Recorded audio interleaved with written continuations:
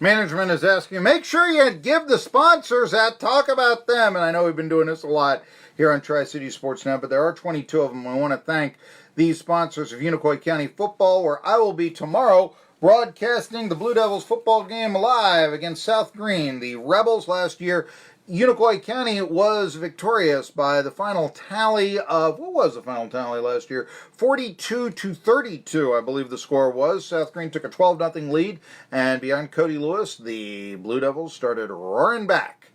And, of course, they went 9-3 last year. It was their best record since the 80s, their first winning record since 1996, their first playoff victory in 33 years. Both of these teams won games in the state playoffs, Unicoi County in 3A, South Green in 2A, so it figures to be a pretty darn good football game. And Unicoi County this year, right after that they play Hampton. Yeah, playing 2A, but playing the best of 1-2A is Unicoi County. What do you think about that? Game tomorrow at 7 p.m. will be brought to you by Christian Care Center of Irwin. Retirement and assisted living. I told you about how assisted living helped my grandparents out in the last years of their life. So check out Christian Care Center of Irwin. Dr. Jason Cunningham, dentist, and he does plans. I mean, it's not necessarily, I got to put this on my credit card. If you think about this right here. There are financial plans with Dr. Jason Cunningham in Irwin. If your teeth are killing you, go there now. Irwin Utilities, online billing and faster internet service. Jones and Church Farms, everybody raves about their tomatoes. And the new substation, I got to try this out, the mouth of Rock Creek in Irwin. Plus, and I have tried these guys out, Hibachi House in Irwin, right there on Carolina Avenue, and I like them. I like them a lot. Yeah. All right, you're sponsoring us again? There you go. I'm going to be spending some coin with you and all this. Before we get to Megan Rapinoe, yeah, she's back in the news. Hey, he's back in the news, all right? And all this. I do want to talk a little bit about the National Football League. And what I want to talk to you about is the New York Jets. Now, we all know the Patriots are going to win the AFC East. Probably in perpetuity. Probably. By the way, now that Garoppolo this preseason has been laying an egg over in San Francisco, despite having pretty good receivers around him, you start wondering, Robert Kraft looking good, and Bill Belichick not so much for the way that it was handled between Brady and Garoppolo. Look, I am going to tell you, when the question comes down to it, go with loyalty, really. I mean, Tom Brady's made you the franchise you are.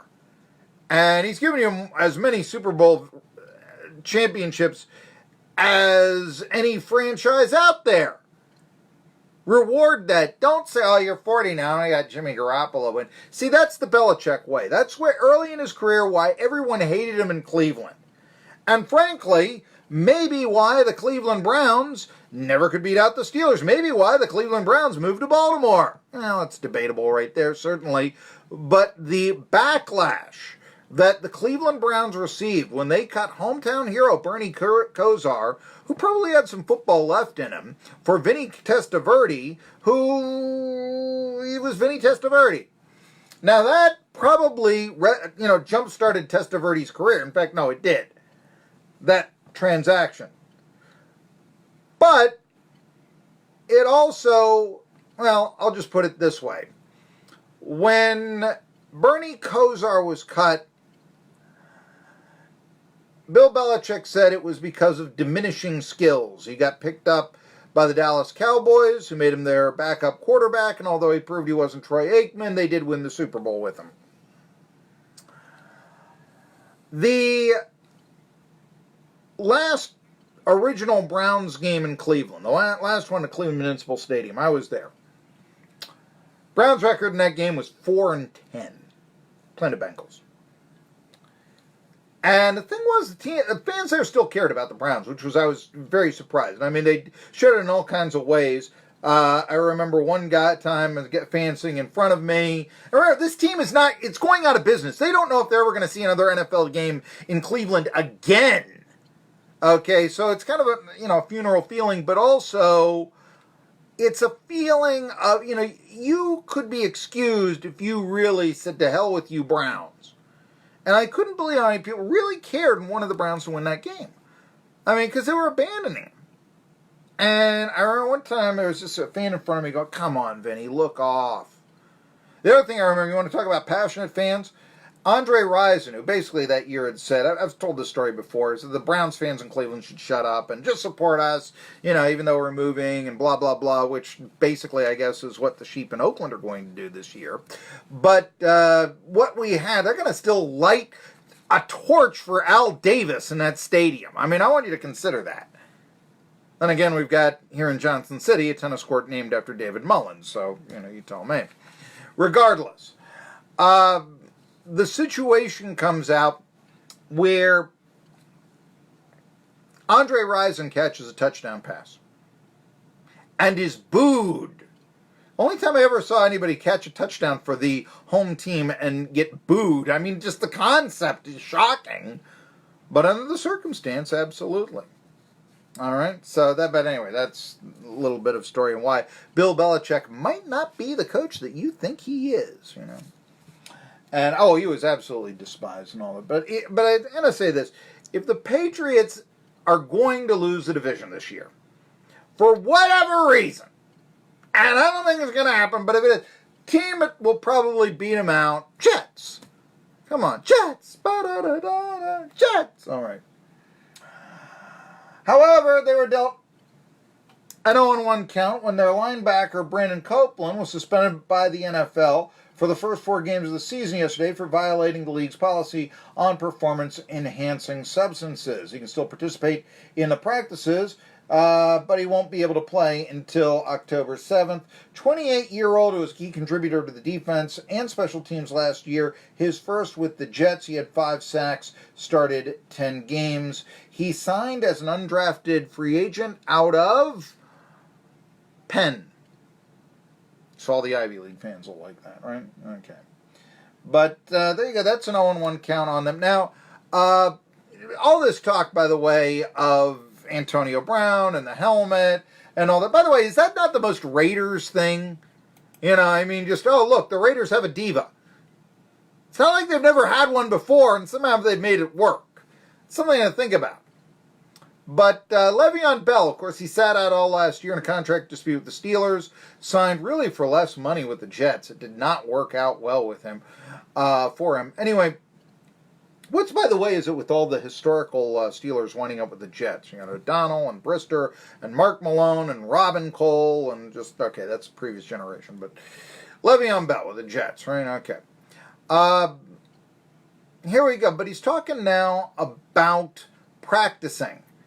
And really, what training camp means to him.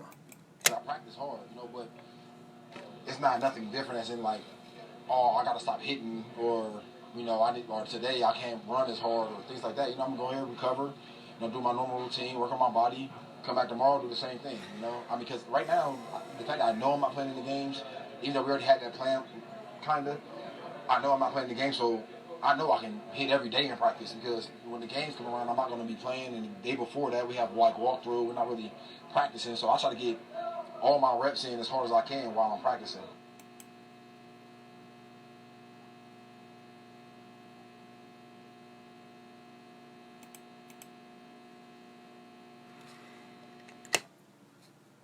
Well, I thought this was going to play, but evidently not. Le'Veon Bell continued that comment, and he's speaking a little bit about how training camp was very important to him and such, but he was continuing that comment, and let's see if I can get it here. Are we now off the air in terms of the internet? Is that the deal here? No, here we go. Okay. So let's try this again. Le'Veon Bell and why practice helps.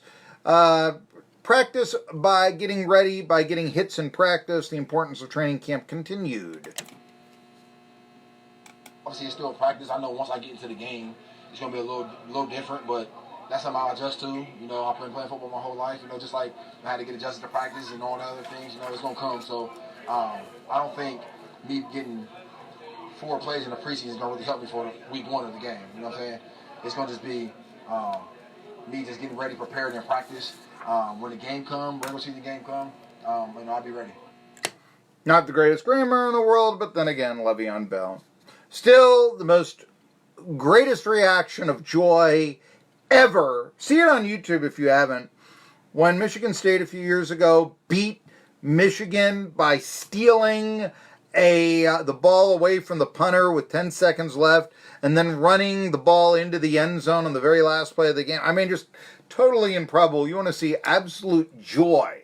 You want to see the all-time reaction from a fan, which was what Le'Veon Bell was, watching his alma mater play on TV and beating their arch rival. Check that out. Antonio Brown on YouTube. Not Antonio Brown, listen to me. Le'Veon Bell, listen to me.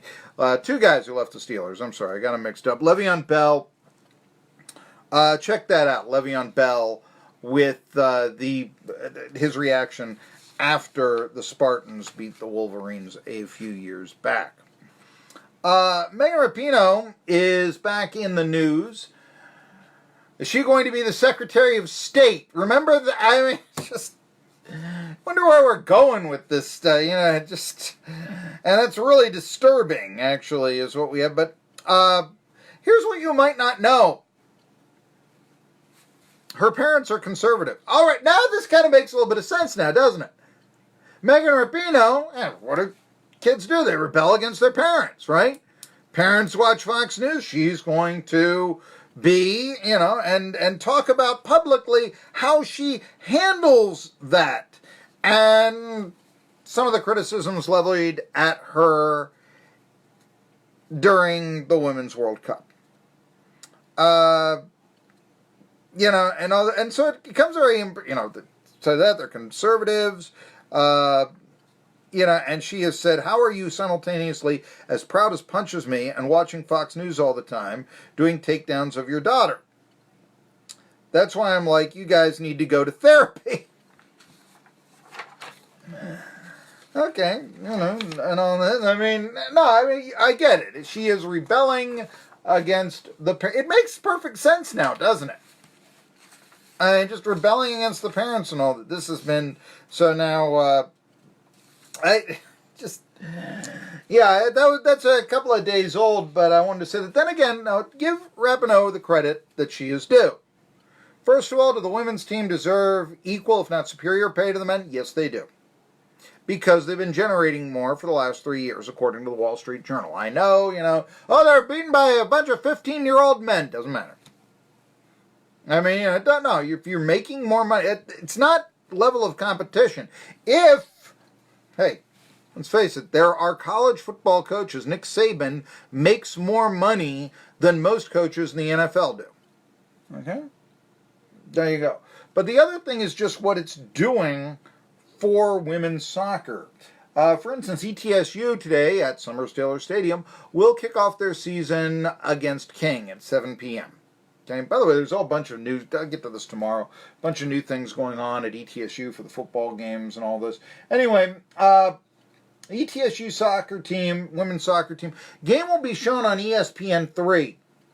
Look, say what you will about Rapinoe, say what you will about but that didn't used to happen. Today, if you are a transplanted Tri-Citian and you're into the new thing, which is women's soccer, it doesn't matter if you're in San Francisco or Phoenix or in Johnson City or in Nome, Alaska or in Paris, France. You can watch the game for free on ESPN3. Women's soccer has come a long way, and Rapinoe's part of that, and yes, she deserves the money, even if her comments are, rebellious. 20